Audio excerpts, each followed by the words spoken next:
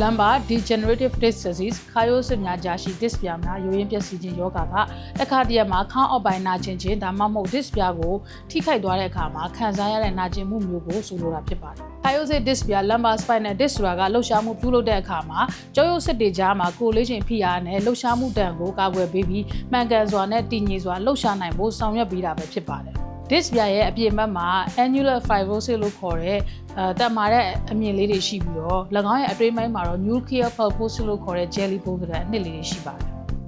လူတစ်ယောက်ချင်းစီတိုင်းရဲ့ကြောရိုးတွေကအသက်အရွယ်ရလာတဲ့နဲ့များယုံရင်းပြောင်းလဲမှုတွေဖြစ်လာတတ်ပါတယ်။ဒါပေမဲ့လူတိုင်းကတော့ဒီပြောင်းလဲမှုတွေရဲ့ယောဂလက္ခဏာကိုခံစားရမှာတော့မဟုတ်ဘူး။များသောအားဖြင့်အသက်30ကနေ50အတွင်းမှာဒီယောဂလက္ခဏာတွေကိုမြင်တွေ့ရတတ်ပါတယ်။ disc ပြားယိုရင်းပျက်စီးမှုကြောင့်ဖြစ်ပေါ်လာတဲ့နာကျင်မှုကများသောအားဖြင့်သီးခံနိုင်လောက်တဲ့အနေအထားရှိပြီးနာကျင်ချိန်ကတော့ရက်အနေငယ်ကြာတတ်ပါတယ်။ပုံမှန်အားဖြင့်ခါအောက်ပိုင်းမှာနာကျင်မှုဖြစ်ပြီးတင်မကနဲ့ခြေထောက်အထိလည်းပြန့်နှံ့သွားနိုင်ပါတယ်။ထိုင်နေတဲ့အချိန်မှာဆိုခန္ဓာကိုယ် weight ကိုပိုထမ်းရသူဖြစ်တဲ့အတွက်နာကျင်မှုကပိုဆိုးရစေပါတယ်။ဒီလိုမျိုး disc ပြားယိုရင်းပျက်စီးစေတဲ့အကြောင်းအရာတစ်ခုကတော့အာရုံကြောတွေရောင်ရမ်းနေလို့ပဲဖြစ်ပါတယ်။ disc ပြားရဲ့အပြင်ဘက်လွှာပျက်စီးသွားတဲ့အခါမှာအတွင်းထဲမှာရှိတဲ့ jelly ပုံစံအနှစ်တွေကယိုစိတ်ထွက်လာပြီးအနားမှာရှိတဲ့အာရုံကြောတွေကိုထိခိုက်စေနိုင်တဲ့ protein တွေထုတ်လွှတ်တာကြောင့် disc ပြားရောင်ရမ်းခြင်းကိုဖြစ်စေတာပဲဖြစ်ပါတယ်။နောက်ထပ်နာကျင်မှုကိုဖြစ်ပွားစေတဲ့အကြောင်းရင်းက disc ပြားယိုရင်းပျက်စီးသွားတဲ့အခါမှာဖိအားကိုကောင်းကောင်းခံနိုင်ရမရှိတော့ဘဲကြောရိုးစစ်ကမတည်ငြိမ်တဲ့လှုပ်ရှားမှုကိုဖြစ်ပေါ်စေတာကြောင့်ပဲဖြစ်ပါတယ်။အဲဒီအခါမှာကြောရိုးစစ်ကိုတည်ငြိမ်စေဖို့အတွက်ခါးကြော့သားများက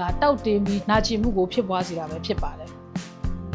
အချို့သောအခြေအနေတွေမှာဆို disc ပြားကဖိမိသည့်အထိပြားပြီး radiculopathy လို့ခေါ်တဲ့ခြေထောက်တစ်လျှောက်နာကျင်မှုမျိုးကိုဖြစ်ပွားစေတတ်ပါတယ်။ခါအောက်ပိုင်း disc ပြားယိုရင်းပျက်စီးခြင်းကအချိန်ကာလတစ်ခုရောက်တဲ့အခါမှာခန္ဓာကိုယ်ကိုရောင်ရမ်းစေတဲ့ protein တွေထွက်တာလျော့လဲလာတဲ့မျှ disc ပြားတွေကလည်းပုံမတည်ငြိမ်လာပြီးယောဂလက္ခဏာကတဖြည်းဖြည်းသက်သာသွားစေပါတယ်။နောက်ပိုင်းမှာလည်းပဲအယိုးအစစ်ယောဂဝေဒနာများနဲ့ပတ်သက်တဲ့ဗဟုသုတဗီဒီယိုများကိုတင်ဆက်ပေးသွားမှာဖြစ်ပါတယ်။ဒါကြောင့် like and follow လုပ်ဖို့မမေ့ပါနဲ့။သင်ကိုယ်တိုင်ကအသင်အတွက်အကောင်းဆုံးဆရာဝန်ဖြစ်ပါတယ်။